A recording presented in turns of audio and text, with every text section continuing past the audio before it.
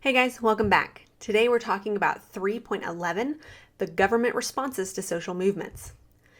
In this lesson, we're going to talk about how the government has responded to some of the social movements we talked about in our last topic. Typically, the government has two types of long-term responses to social movements: legislation or laws, and Supreme Court cases. We've already discussed many of the court cases, so we're not going to take the time to talk about those again. Rather, we're going to focus on the responses that we haven't talked about yet. So let's start with the Civil Rights Act of 1964.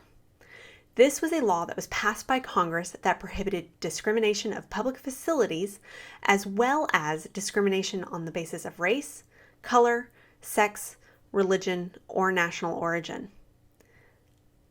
It also created the EEOC, or Equal Employment Opportunity Commission, which enforced this law among federal employees. What's crazy is that any discrimination challenges that are brought into regard to the federal government are brought straight to the Department of Justice. Now, the Civil Rights Act was passed by Lyndon Johnson, which you can see in this picture here. He is signing the Civil Rights Act. And he signed it in the shadow of JFK's assassination. The Voting Rights Act of 1965 actually took the Civil Rights Act a little bit further. It banned literacy tests, it created the opportunity for bilingual ballots, and it said that high-risk voting jurisdictions must have any changes that are made to their voting laws approved by the Department of Justice. Now, what does that mean? What's a high-risk voting jurisdiction? What this means is that any districts that are known for trying to prevent minorities from voting, specifically southern districts in trying to prevent blacks from voting, would have to have their voting laws approved by the Department of Justice. Basically, the Voting Rights Act of 1965 was trying to protect minorities and their voting rights, specifically when it came to things like literacy tests and poll taxes, and in some cases just straight up harassment when it came to voting. And it was passed in 1965. In 2013, however, a Supreme Court case, Shelby County versus Holder, actually stripped some of those protections from the Voting Rights Act away, because the court said, well, they're just not needed anymore. We're not seeing that kind of restriction on minority voting. Justice Ginsburg, in her dissent, wrote that it's like throwing away your umbrella in a rainstorm because you're not getting wet. She basically was saying, yeah, we're not seeing this kind of preventing minorities from voting because we have the protections, and you're throwing away the protections.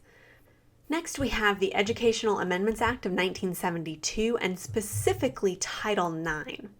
Title IX concerns education, protection on the basis of sex, and programs receiving federal funding. So remember, education is one of those things that it's a kind of a gray area because it's not covered in the Constitution. And so technically, according to the 10th Amendment, should be completely covered by states. But because the federal government is giving states and organizations money, they are able to kind of, get their fingers into some of the issues surrounding education. And with Title IX, what the federal government has done is said, you know what, if you're going to get money from us, you are not going to have any kind of discrimination in your educational program on the basis of sex. While originally kind of thought to mostly protect women's collegiate sports, Title IX also protects discrimination of any kind, including protection from sexual harassment and sexual assault on campus. Then we get to Brown versus Board of Education. Now notice, this was 1954, so this is prior to the Civil Rights Act being passed. But in Brown versus Board of Education, it said that race-based school segregation is unconstitutional based on the Equal Protection Clause of the 14th Amendment. It said that separate facilities are inherently unequal, that separate is equivalent to inequality. Brown was actually represented by Thurgood Marshall, who became the first African American Supreme Court justice. In this lesson, you should have learned how the government responds to social movements. If there's anything you missed, please go back now and re-watch the portion of the video that you need to. Then, in your notes, go ahead and answer the summarizing question.